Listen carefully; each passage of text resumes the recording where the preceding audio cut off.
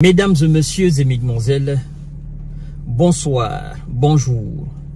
La salutation dépend de vos positions précises où que vous soyez à travers les quatre coins du globe.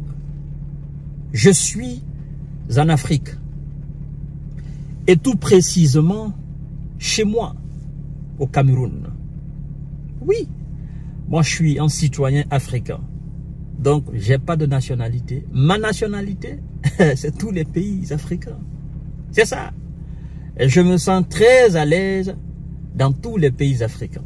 Croyez-moi. Partout où j'ai été, j'ai pas eu franchement de problème.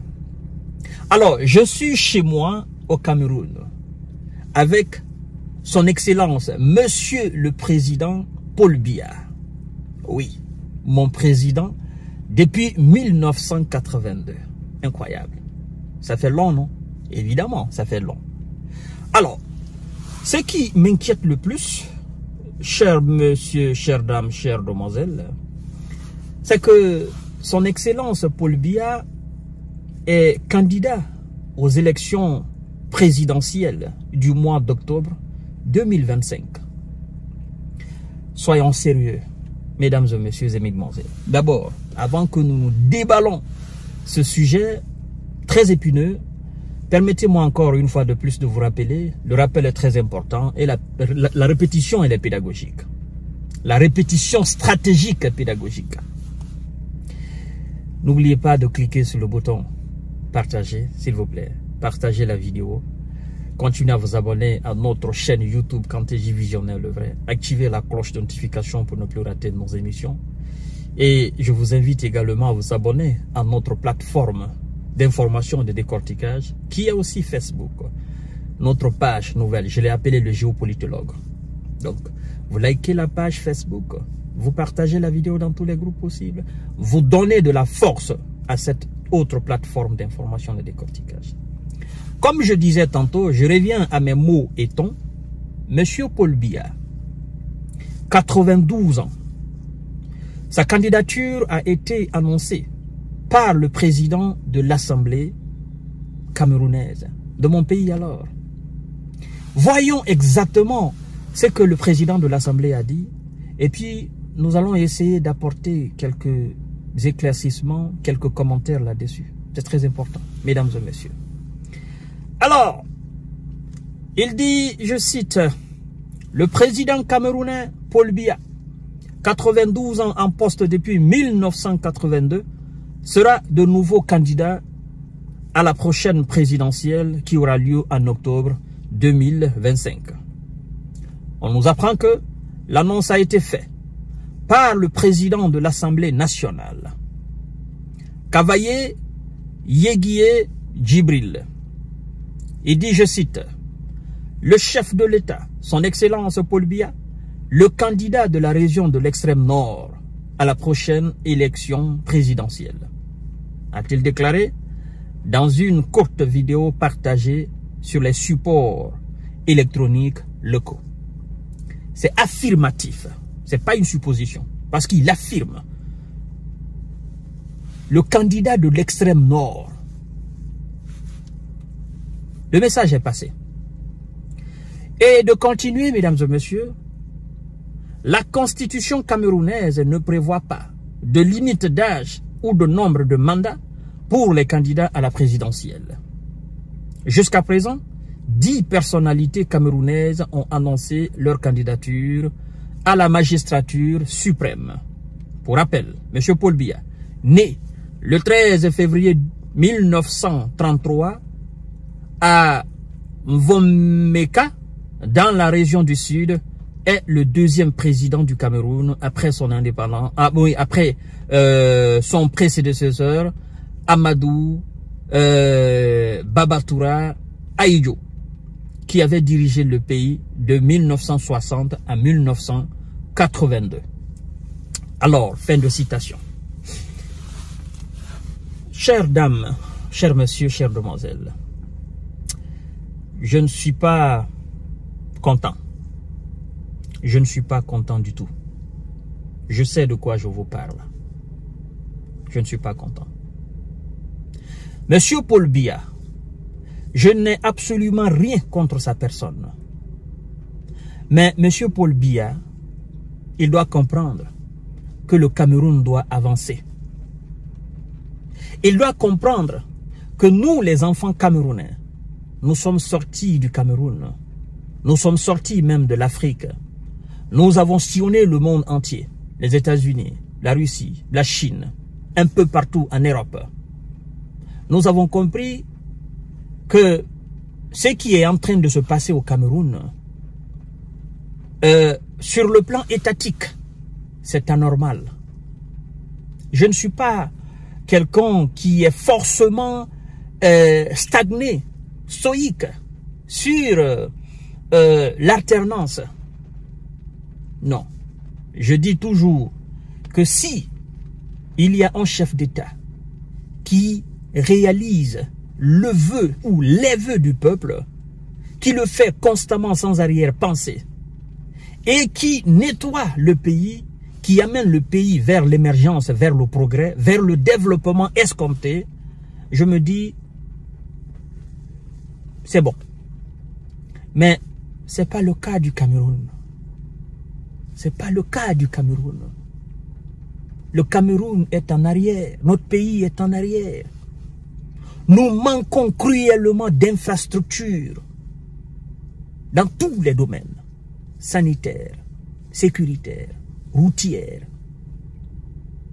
Je ne vous parle pas encore de l'état de l'éducation camerounaise. Le Cameroun, sur tous les plans, nous sommes en arrière. C'est la vérité. Et donc, M. Paul Biya veut nous laisser quel héritage politique? Je ne cesse de le dire. Il veut nous laisser quel héritage politique? Il veut nous laisser quel souvenir politique? En tout cas, pas un souvenir positif. Pas un héritage positif. Parce que croyez-moi, M. Paul Biya n'a pas ses capacités aujourd'hui humaines à 50% pour diriger un État. Pour être président, le président d'un État a besoin d'une capacité physique, d'une capacité mentale. Tel n'est pas le cas de M. Paul Biya. Paul Biya passe plus de temps à l'extérieur que dans notre pays, que nous appelons dorénavant le continent. En fait, il y a un lobby, il y a des loubards, il y a des gens qui tirent profit de la continuité médiocre de M. Paul Biya.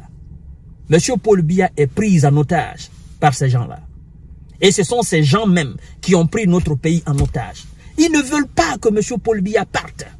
Parce qu'ils savent qu'au niveau de l'armée, au niveau de la gendarmerie, au niveau même des acteurs sociopolitiques de notre État, il y a des gens qui ont de l'estime démesurée envers M. Paul Biya.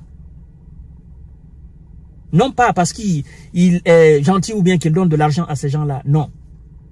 Mais c'est quelque chose qui est naturel. Et les dinosaures qui sont autour de Paul Biya, ils ont compris cela. Et ils ont compris qu'ils peuvent exploiter cette estime de la plupart des plus grands acteurs sociopolitiques de notre pays. Et même de l'armée. Mais la question principale qu'il faille se poser à ce niveau, si la mort venait à s'emparer à M. Paul Biya, dans les conditions comme ça, là, qu'est-ce qui va se passer au Cameroun? Pensez-vous réellement que l'armée va accepter que le même camp de Paul Biya organise les élections et puis entre les acteurs politiques où ils vont représenter, ils vont mettre un de leur parti politique pour encore frauder les mêmes élections et que le même régime Biya continue? Je ne suis pas sûr. Je ne suis pas sûr. Croyez-moi, aujourd'hui, il y a des gens dans l'armée camerounaise qui n'attendent justement le départ naturel de Paul Biya. Parce qu'ils se disent, on ne veut pas l'humilier en tant qu'il est à la tête de l'État.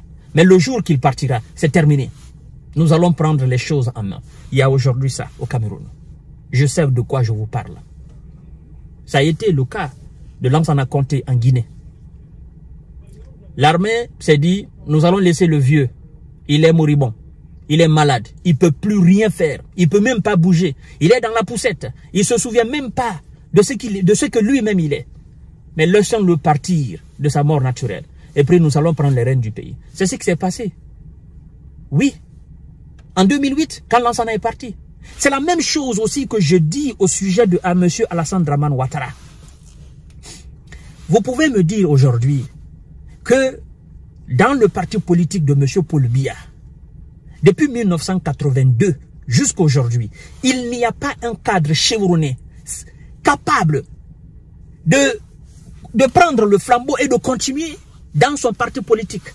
Que M. Paul Biya accepte même d'organiser les élections en 2025 au mois d'octobre là, qu'il présente, que son parti présente un nouveau candidat, qu'il fraude les élections en faveur de ce nouveau candidat du parti de Paul Biya et que ce dernier continue. Pouvez-vous me dire qu'il n'y a pas un cadre chevronné au sein du parti de Paul Biya capable de diriger le Cameroun? Et bien sûr, il y en a tellement qu'on ne peut même pas compter. C'est ce que je dis aussi du parti de M. Alassane Dramane Ouattara. Il n'y a pas un autre cadre du parti d'Alassane Ouattara capable de continuer, c'est-à-dire qu'il accepte de partir, organiser les élections, présenter son candidat, même frauder les élections en faveur de son candidat. Mais s'il reste à la tête de ces différents États, qu'ils partent naturellement comme ça, croyez-moi, ça sera de l'instabilité politique dans ces pays-là. J'en ai l'expérience. Et vous le savez parfaitement. Monsieur Paul Biya, il veut partir laisser Cameroun dans l'incertitude. Il veut partir laisser le Cameroun dans le désordre. À son vivant déjà, maintenant, il y a le désordre au Cameroun. Son départ va encore déclencher d'autres désordres dans le pays. C'est la vérité. Mais, quoi qu'on dise, ceux qui mangent dans la main de Paul Biya diront « Oh non, vous n'avez rien compris de la politique camerounaise. Paul Biya, c'est un panafricain. Paul Biya, oui, c'est l'homme fort. » Paul Biya n'est plus rien. Paul Biya ne se souvient plus rien. Paul Biya est tout le temps dopé. Paul Biya, il a même du mal à lire ce qu'on écrit pour qu'il lise.